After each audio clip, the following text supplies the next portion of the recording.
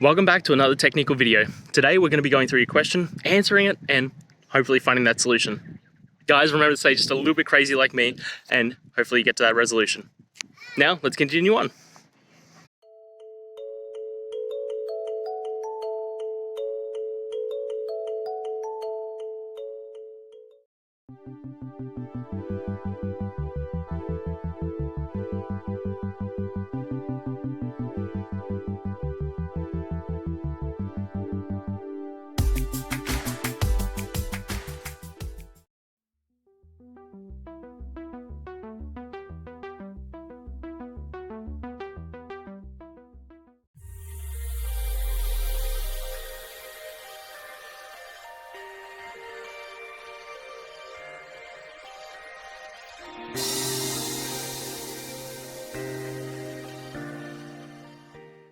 And that's it, guys. We've gone through the solutions and I'm hoping that it resolved your issue.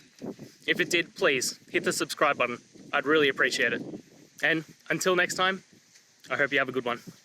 Cheers.